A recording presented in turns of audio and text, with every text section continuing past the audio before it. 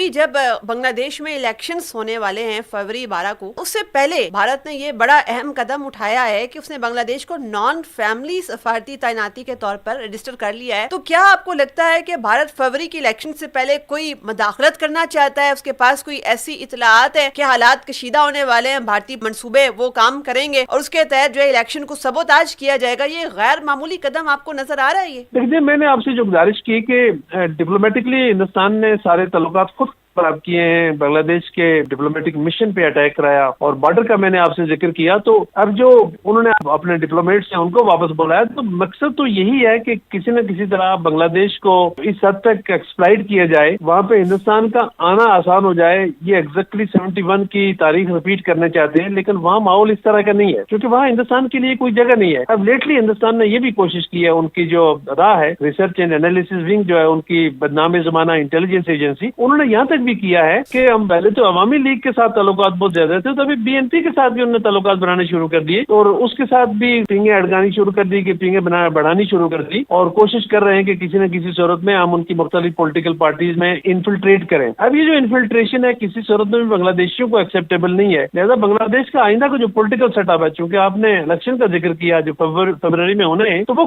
बांग्लादेशी किसी सूरत में भी कहीं भी जहाँ कहीं हिंदुस्तान के साथ किसी का स्टिग्मा लगा होगा उस पॉलिटिकल पार्टी को वो कबूल नहीं करेंगे या उसके हक में वोट नहीं देंगे। लेकिन यकीनन हिंदुस्तान तो कोशिश करेगा कि कहीं न कहीं ऐसा ग्राउंड या वल्नरेबिलिटी मिले जहाँ पे बांग्लादेश के लोगों को वो एक्सप्लॉइट कर सके। लेकिन मैं आपको बताऊं, हिंदुस्तान की सारी चालें अपनी जगह, बांग्लादेश में कोई इस तरह का ग्राउंड मौजूद नहीं है कि जहाँ हिंदुस्तान किसी न किसी वल्नरेबिलिटी को या किसी न किसी वीकनेस को अपने खाते में एक्सप्लॉइट कर सके। इस तरह का कोई ग्राउंड नहीं पाया जा रहा है। फिर मैं आपको बताऊं, बांग्लादेश के साथ इस वक्त बहुत कुर्बत वाले जो ताल्लुकात हैं वो चाइना के हैं और पाकिस्तान के हैं और ये हिंदुस्तान को बड़ा तकलीफ दे रही है। खास करके जो एक हिंदुस्तान और बांग्लादेश की जो बॉर्डर का एक इलाका है जहाँ चिकन नेक है और हिंदुस्तान की जो कमजोर रियासतें हैं, कमजोर से मेरी मुराद ये है कि जहाँ पे तहरीक है इस वक्त आजादी की तरीके चल रही है, वो इलाका भी जाहिर बांग्लादेश की नेबरहुड में है। उनको ये भी एहसास है कि अगर उन्होंने बांग्लादेश के खिलाफ कुछ ज्यादा कुछ करने की कोशिश की तो बेशुमार बैरूनी फोर्सेज ऐसी हैं कि वो हिंदुस्तान की जो चिकन नेक है, ये जो कॉरिडोर है, इस कॉरिडोर को एक्सप्लॉइट कर सकते हैं। तो मैं आपको हकीकत बताऊं कि सच तो ये है कि हिंदुस्तान को अभी अपनी पड़ी हुई है कि इनकी जो नॉर्थ और नॉर्थ ईस्ट की जो रियासतें हैं जहाँ पे आजादी की तहरीकें हैं तो वो एक्सप्लॉइट हो सकती हैं और वो बहुत बड़ी वल्नरेबिलिटी इस वक्त इंडिया की है।